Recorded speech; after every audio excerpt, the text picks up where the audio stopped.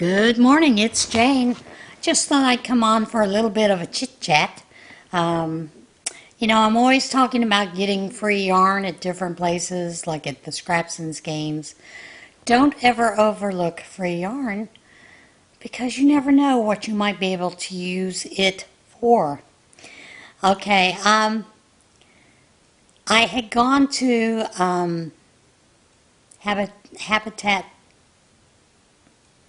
the Habitat for Humanity store and had purchased a chair. It's a rocking chair that I'm going to put back here, but I need to clean it up first and oil it up because it squeaks. But I needed to take the cushions in to wash the cushions, so when I couldn't get them into my machine because it was too small. It's just a regular washing machine. So I took them to the laundromat, and I used to have to go to the laundromat all the time before I got the house, which I'm so thrilled about not having to go to the laundromat anymore. So anyway, while I was there, the attendant came out because I was crocheting, and she said to me, well, let me first back up.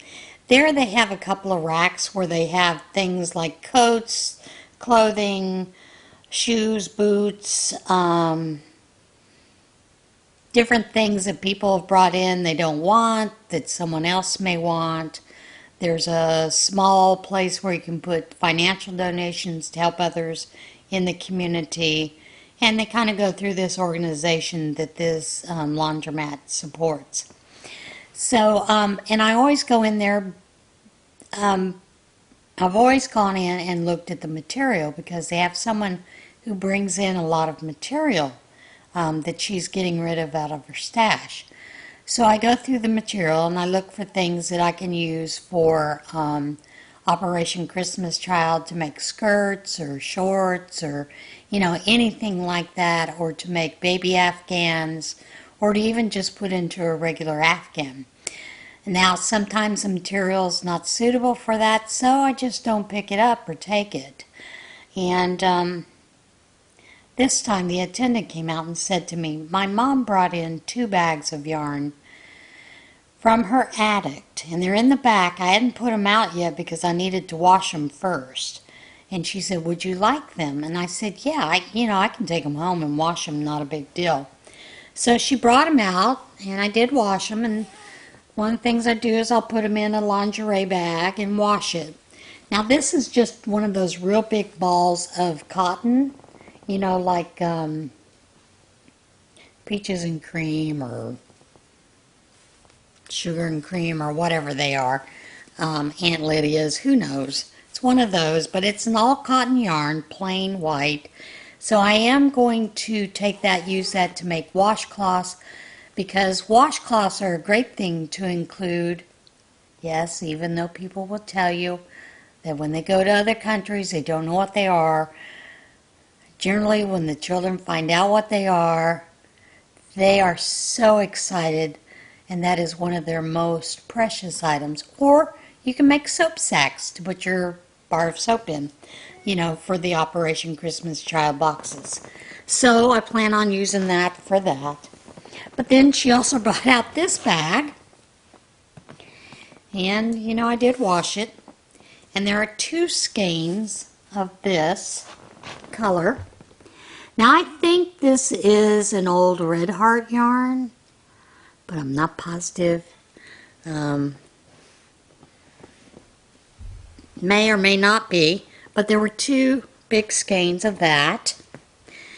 And then there was also this that her mother had started with the remainder of the skein attached to it. It is a corner-to-corner blanket. So I will finish the blanket and, give that out to charity, that kind of thing. But, yeah, that was free yarn. So, don't ever overlook free yarn. Reuse it, keep it out of the landfill. That's one of the things that I'm passionate about, keeping out as much stuff out of the landfill as possible. Now that I have cats, I have those big bags of litter and cat food and things. So I will be turning those into grocery bags. And yeah, they'll be put up on the shop. I am asking the young lady that I got the cats from. She has dogs and cats, so she buys large quantities of all of that. I am asking her also to save those bags and to give me the empty bags so that I can turn those in. But then I will also give her a portion of that because she does a trap, neuter, and release. So I would like to give her a portion of those proceeds because I will put them in the shop for sale so that she can continue to do the trap, neuter, and release and also have money to put towards their food and that kind of thing, medicines, because she does that out of her own pocket. So that's one way that I would like to be able to help her with that. I'm very grateful that she does this. So that is one of the things that I am planning on doing within the near future. So, that, I thought I'd talk to you about that, and I did tell you that I had filed for the Medicare, and that was just a blast going through all that stuff. And the calls have finally stopped now that I'm signed up. Hallelujah for that. Although the mail's still coming. You're never going to get away from that. But, I also got the letter from Social Security telling me that my Social Security would be going up, that 3.2% raise you get in the new year. Of course, that's taken up by the fees for your Medicare insurance. So, yeah, and that's going to be a little different because I'm going to have to budget things a little bit differently because one of the Medicare Advantage programs that I chose, because it'll cover my labs, and cover most of my medications 100%, is also going to cost me an additional $44. So that's going to also come out of that amount as well. So that means my pay is going to be a little bit less each month with the Social Security. So, I've got to learn to budget things a little bit differently. And that's okay. I can do that. Or I can go get a job. Ugh. Or I can just sew more and, do jobs that way. So, yeah, those are some of the things that I'm looking at right now. Also, I wanted to tell you, with the house, I still have a lot of boxes that I need to go through. Most of these are Thomas's field manuals and geology books, those kind of things. I need to list those, but I've also documented everything.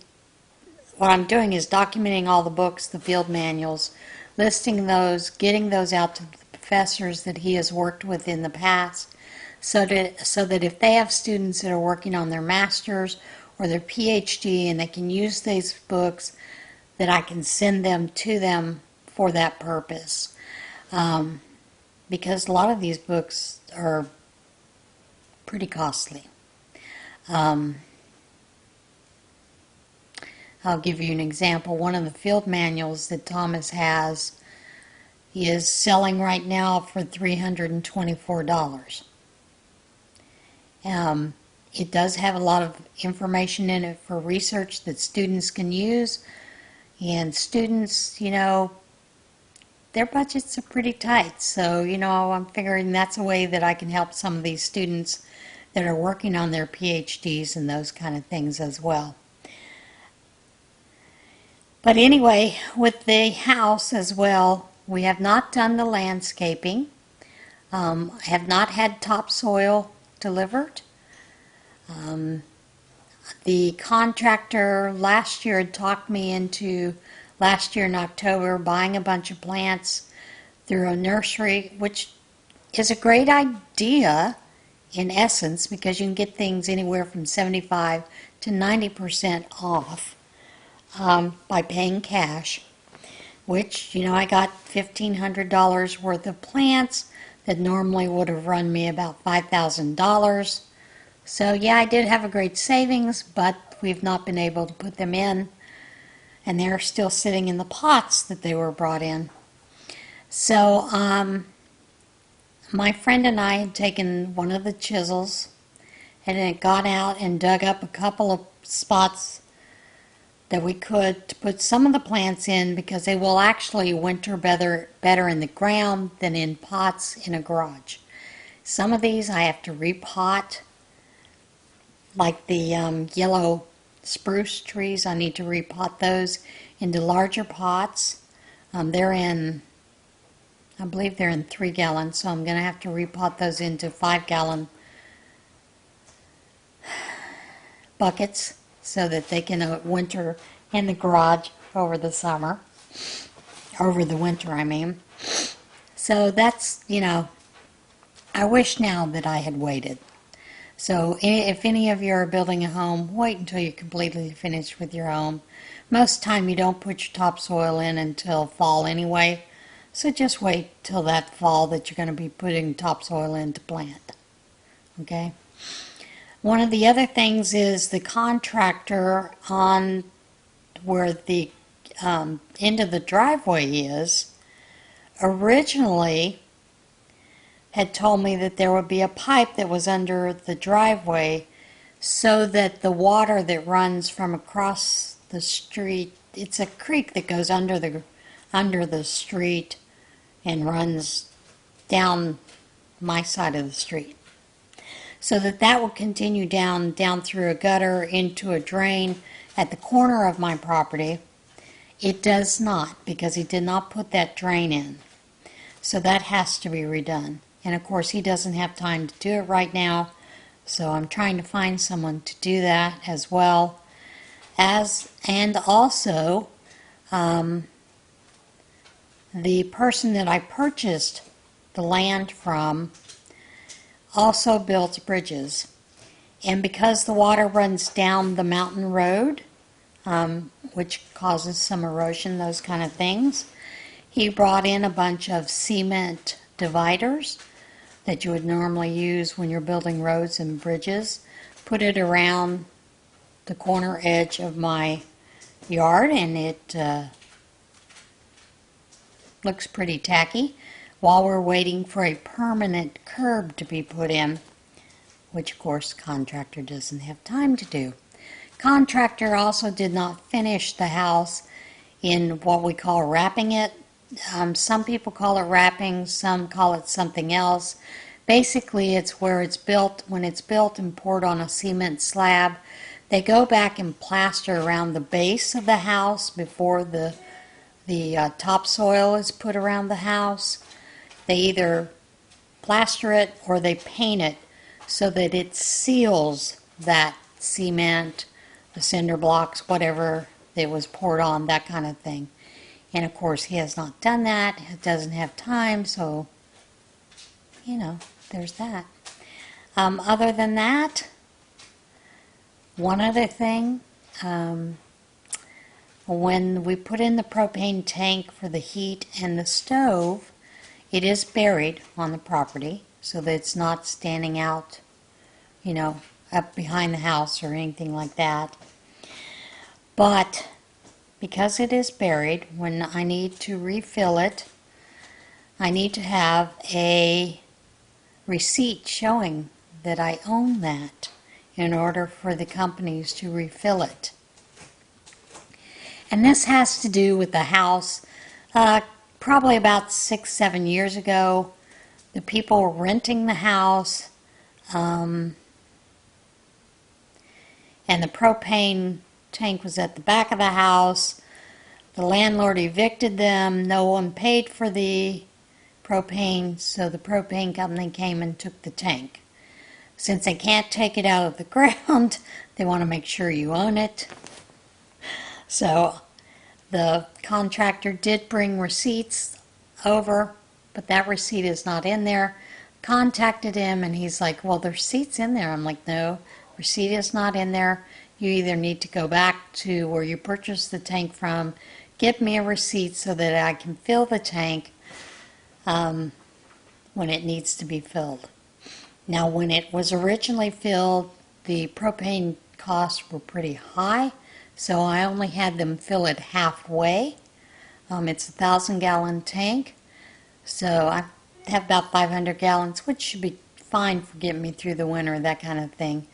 But, now that the prices of propane are down, I would like to finish filling the tank. But I have to wait on that receipt. So those are some of the hassles, that I've been seeing, and it's kind of been a bit of a pain, that kind of thing.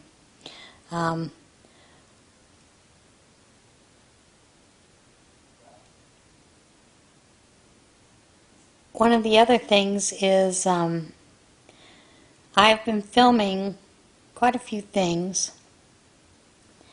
and one of those was the cheap way to cut steaks, ribeye steaks using a prime rib. I thought I would share some of those things, some of those tips and tricks and that kind of thing. One of the other things I did is there is a 90-second pumpkin cheesecake that has been going around. So I filmed my take on it, making it, and I made a batch that I originally had made it to where I increased it to 4 eggs in this batch, which normally you use 1 egg for one cheesecake. So, I figured I would make a couple extra. I was able to make a total of 6 with this. So I will add that film at the end of this so that you can see that. My take is a little different. I do a couple of different ingredients. It is keto friendly, low carb.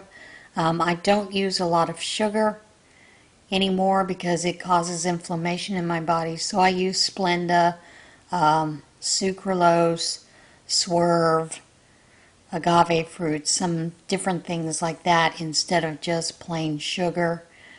I do still use honey occasionally in my tea, those kind of things. And I do use the Splenda brown sugar blend, which is half sugar and half Splenda. So I do use that in this recipe. So I'm hoping that you do enjoy that little bit of the recipe. And I just thought, from now on, I've missed just chatting with you. And I think I will do a couple more of these in the future. I have enjoyed them in the past, because it's nice to just chit-chat and catch up on things that are going on in people's lives. And I just haven't had time to basically do a lot of that, and I miss it. I miss just talking with you guys. Also, I am working up some of the other things that I am planning on doing. Thought I would also tell you with the scorched earth. I had talked with a friend about possibly donating some of the yarn or selling them as mystery bags. But I'll be honest, there's a lot of Stitch Studio in there by Nicole, which was AC Moore's brand, which Premier still makes it as basic stitch. But I love that yarn, so I am going to use it. So I am not going to do any of that, give it away. I've already given about half of my yarn stash away. I think some of you saw that video when I did the scorched earth, put it on Facebook and as well as YouTube. And that is just the spare bedroom. That does not include everything that is back here, and there's still a couple of totes in the garage full of yarn and a tote over here full of yarn. So, yeah. I've decided that I probably have enough yarn to last me the rest of my life. So I plan on using it, going through it. I doubt that I'll be buying a lot of yarn, just because I want to get through this. I want to use this up first. Having it out here has made me realize how overwhelming, how much yarn I have. Basically, yarn hoarder. Yeah, I could be on an episode of Hoarder between the yarn and the fabric and crafts. I really could be. But, I've decided that I do need to pare things down a little bit, quit buying so much, and use it up. So, yeah, that's kind of what I'm working towards doing within the next couple of months. And I'm looking forward to getting back into the Tunisian knitting. Tunisian crochet. I've missed that.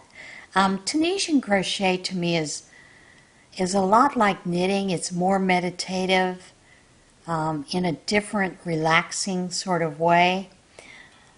And I would like to make a Tunisian garment. I've never made like a shirt. I've never made a Tunisian shirt. I've made shawls, I've made wraps, I've made blankets. Never done anything like that. I did find a pattern for a Tunisian baby sweater, so I might start out with that first of all, just because it's going to be something a little different. I do have the book that Anna Passwater of Tales from the Craft Room. I think that's the name of her channel. I'll list it down below. Has where she does Tunisian in the round. I kind of would like to try that a little bit, but I do have to get a few more hooks, so I may have to buy some Tunisian hooks, double-ended hooks for that. But, those are some things to look at in the future, that kind of thing. Hopefully Joann's will have them on sale and I can get them that way.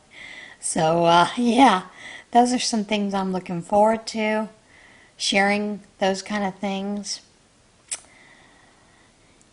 I still haven't got Christmas decorations up, and it doesn't look like I'm even going to get Christmas decorations up, to be honest. Really. So, oh well, next year. Then that way it'll give me a chance to put them all together anyway, because they're all over in the garage. So that way I can put them up at once.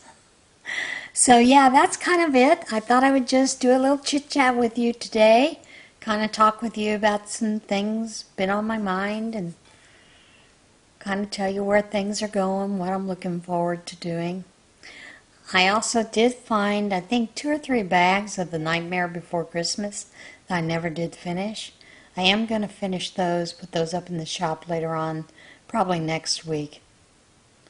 And yeah, the hand is healing up pretty well. Still don't have the Tegaderm completely off, but it'll come off shortly. The hand now is turning that yellowish color. Still been using heat compresses with it. Still a little tender, but I am able to use it. I am crocheting with my left hand. Tension is a little tighter, but it also gives me opportunity to practice with that left-handed crochet as well. All right. I think I've kept you long enough, chit-chatted and chattered on enough. So, chatted about nothing, everything. All right, guys, so I will see you again shortly. And as always, be kind to one another, love one another. And I hope you enjoy this little short video on my take on a keto-friendly pumpkin cheesecake dessert. See you guys soon. Bye. Hi guys, I forgot to film the intro for the pumpkin keto cheesecake that I made, so I thought I would do that here. I did a little video here where I show you how to make keto friendly pumpkin cheesecake. It's been around for quite a while. This is just my take on it. I do things just a little bit different with it. And as you know, I don't use a lot of sugar because it just causes a lot of inflammation in my body. And so I hope you enjoy the video. Here it is. Well, I have my ingredients here to make this pumpkin keto cheesecake. But I am going to tell you what I'm going to do because I'm going to mix them up a little bit differently. I am going to put my pumpkin into this bowl. And normally you would make, for 1 ramekin, you would use 1 tablespoon of pumpkin puree. But I am actually going to make 4. And to that you would add, for 1, you would add 1/4 of a cup of softened cream cheese. me see if I can get this open.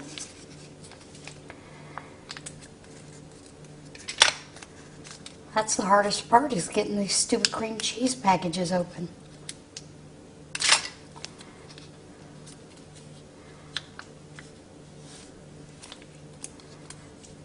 Oh, goodness. Now, 1 8-ounce block is equal to 1 full cup of cream cheese. So I'm going to add that whole thing in there.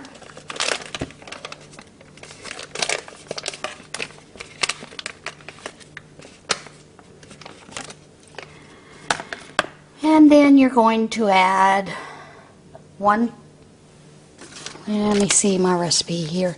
Then you're going to add 1/2 teaspoon of pumpkin pie spice.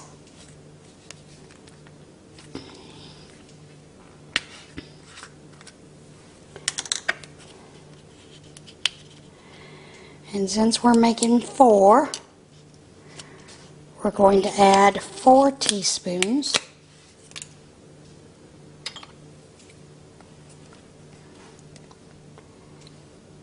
Not 4 teaspoons, we're going to add 2 teaspoons. Sorry. That's 1 teaspoon. And that's 2.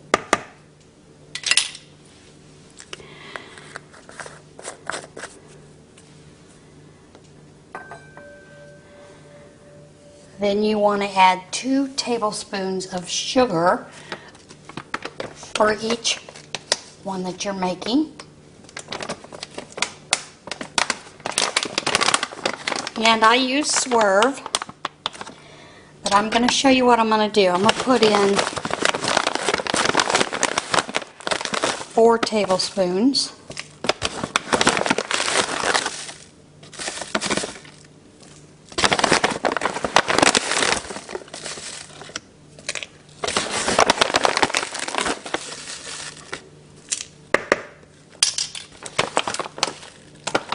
And then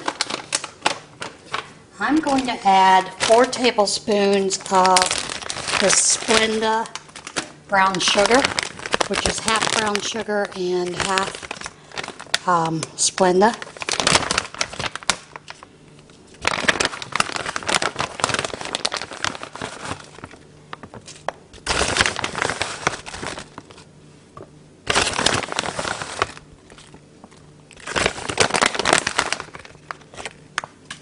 You can use whatever sweetener you want. You can use sugar.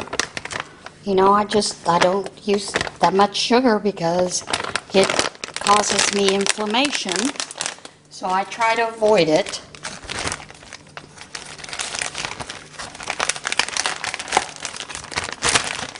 And then it says you want to use half a tablespoon of cinnamon. So I'm going to put in 2 tablespoons of cinnamon. Where's my tablespoon?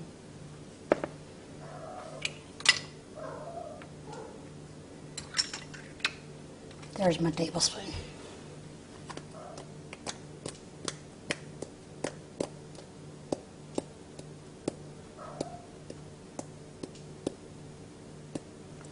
So I'm going to put 2 in there.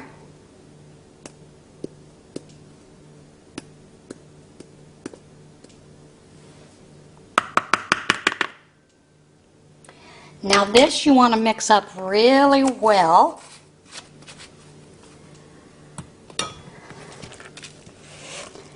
And it's going to be a little bit harder to mix because that cream cheese isn't quite as soft as I would like it.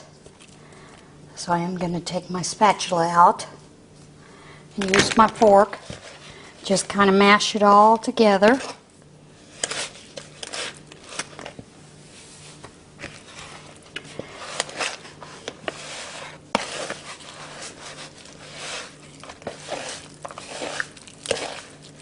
You want to get it as well mixed as you can get it.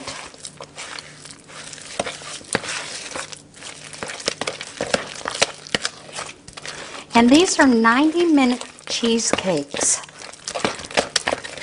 90 seconds. It's a nice quick treat.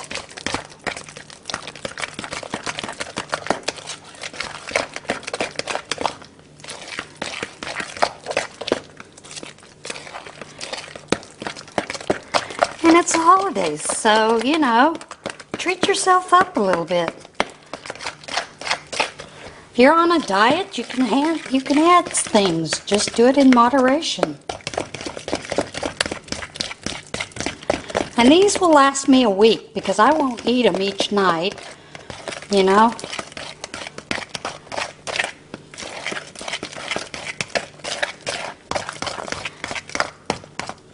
All right. That's pretty well mixed up. I'm going to get a bowl here because now we need to add some eggs.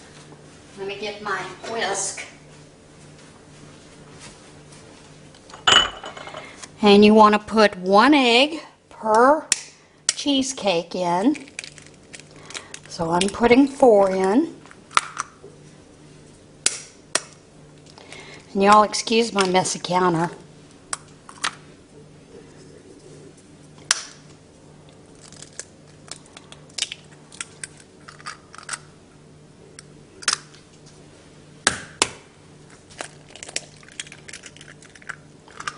Okay, now I'm going to whisk those, I'm going to beat those up because you want those to be fairly well beaten together before you add them to your mixture. Then you're going to add it into your mixture.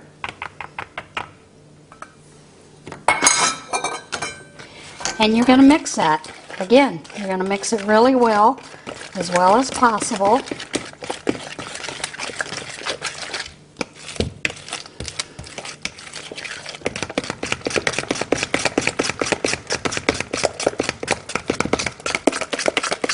And you can actually microwave your cream cheese if you want it to be a little more incorporated. I don't really worry about it because I like the little extra bites of cream cheese as I'm eating it. So,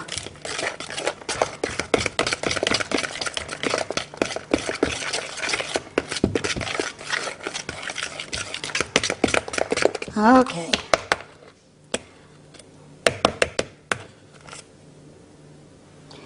And yes, I've washed my fingers.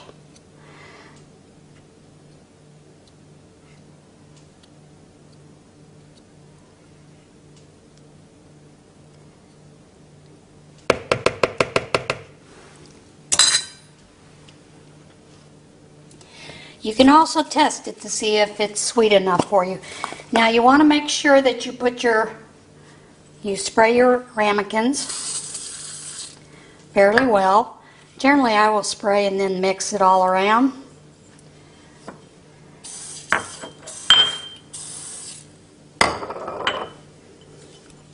Because you want those to be greased.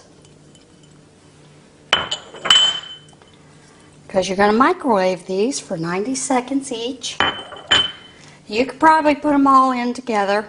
I'm not going to do that. I'm hoping that I will be able to get 5 out of this. So now I'm going to fill up my cups.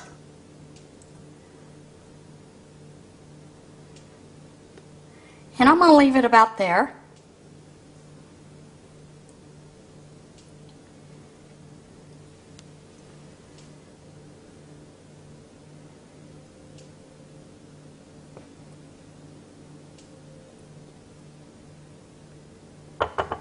And I'm going to be able to get 5 out of this easily.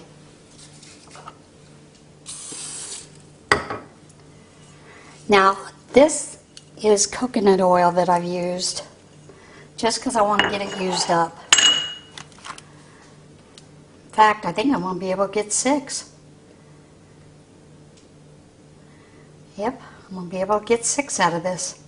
So I will find another ramekin and put that in, but basically what I'm going to do now is I'll put this in the microwave and we're going to let it go for 90 seconds.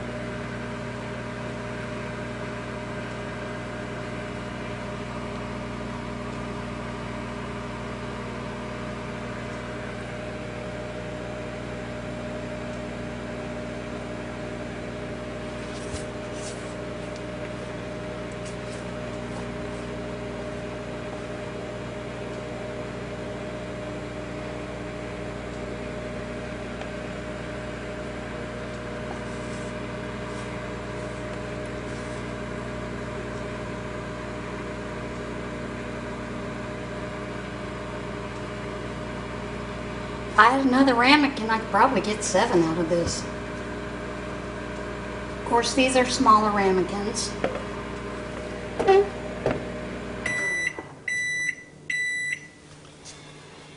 And then you want to take it out and put it in the refrigerator for 15 minutes. Now I'm going to do that, and then I'll come back and we'll get everything ready, and I'll show you at the end. Now this is what it looks like when it comes out of the microwave. Now it'll go into the refrigerator for 15 minutes. Alright guys, ideally what you want is you do want this to pull away from the outer edges. You do want it to be pretty much done in the center so it's not soft. Now I went and I put those other 5 in the microwave and cooked them for 6 minutes, and they all look this way. Now they tell you that you should be able to flip it out onto a plate, so we're going to try that. Let's hope it comes out. It's not coming out. There we go. And there you go, you have your cheesecake. Now I did flip it back over. And then you just want to top it with a little bit of whipped topping. Cool Whip, whatever you want. In my area it's hard to find sugar-free Cool Whip, so I do get the Walmart sugar-free whipped cream. Want to top it with a little dollop. Whoops. Alright, maybe a big dollop. And then they tell you to take a little bit of that pumpkin spice and just sprinkle that on top for presentation. But I'm going to show you something else that I've done in the past. I used Lily's chocolate chips. No sugar added, believe. So I'm going to throw a couple of chips on top of there. Just for a little sweet presentation. And then we're going to come to the taste test. Let me get the camera up to where I can get it to where you can see my face as I eat my piece of cheesecake. Alright, I know it's a little blown out, but here we go with the cheesecake. Take a little bite of it.